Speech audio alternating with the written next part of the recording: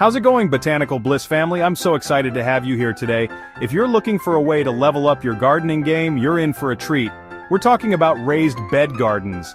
Whether you've got a small yard, limited space, or just want to take your gardening to the next level, raised beds are the perfect solution. They're simple to build, easy to manage, and can produce amazing results. In today's guide, I'll walk you through everything you need to know about creating a raised bed garden, from choosing the right materials to planting your favorite crops.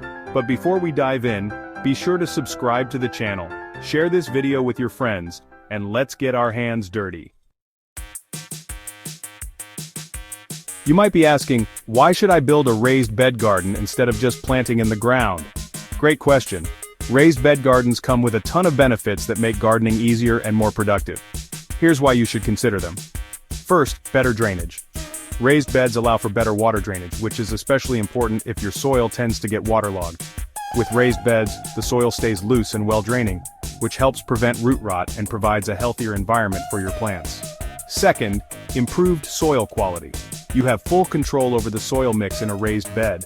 This is perfect if you have poor or clay-heavy soil, because you can create the ideal growing environment by adding high-quality compost, organic matter, and other soil amendments. Third, ease of access. Raised beds are perfect for gardeners with back pain, or anyone who has trouble bending over. The elevated nature of the garden means you can easily tend to your plants without having to squat or kneel down. Plus, they're often easier to manage for elderly gardeners or those with limited mobility. Fourth, space saving. If you're working with a small space, raised beds are a great way to maximize your growing area. You can build raised beds to fit almost any shape or size of yard, making them perfect for urban gardening or small backyard gardens. Finally, pest control. Raised beds can also help with pest control. By elevating your plants off the ground, you make it more difficult for certain pests, like slugs or rabbits, to reach your plants. You can also easily install protective barriers such as mesh or row covers to keep pests at bay. The first step in building a raised bed garden is choosing your materials. You can use a variety of materials to create your garden box depending on your budget, aesthetic preferences, and how long you want the bed to last. Let's look at some of the most popular options. First, wood. Wooden raised beds are by far the most popular choice, and for good reason. They're affordable, easy to work with, and blend well into almost any garden. Some great options for wood include cedar, which is naturally resistant to rot and insects, making it a long-lasting and attractive choice for raised beds. It's slightly pricier than other types of wood, but it's durable, and will last for several years. Redwood is another option, naturally resistant to decay, making it an excellent material for raised beds. It's also a beautiful wood that adds a touch of elegance to your garden. Pine is more affordable but can break down faster than cedar or redwood. If you're on a budget, you can use treated pine, but be sure to look for non-toxic or chemical-free options to avoid harming your plants. Second, metal. If you're looking for something more modern and long-lasting, metal raised beds could be your answer. These beds are highly durable and won't rot like wood.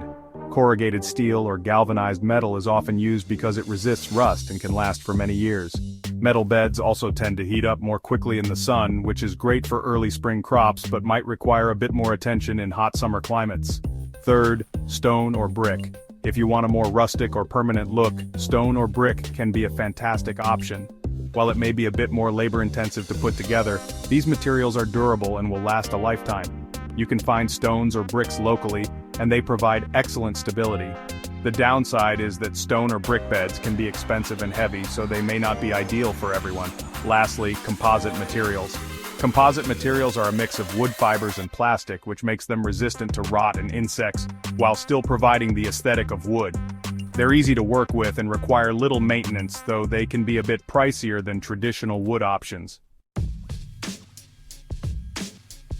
Alright, now that you've chosen your materials, let's dive into the step-by-step process of building your raised bed garden. First, choose the right location. Start by choosing a sunny location for your raised bed. Most vegetables and flowers need at least 6 hours of direct sunlight each day to thrive. If you're in a hot climate, consider placing your raised bed in an area that gets some afternoon shade to prevent your plants from getting too stressed during the hottest part of the day. Also, make sure the spot is level and has good drainage. You don't want your raised bed to sit in a low-lying area where water tends to pool. Next, measure and build your bed. Decide how large you want your raised bed to be. 4 feet wide is the most common width, as it's easy to reach across the bed without stepping into it.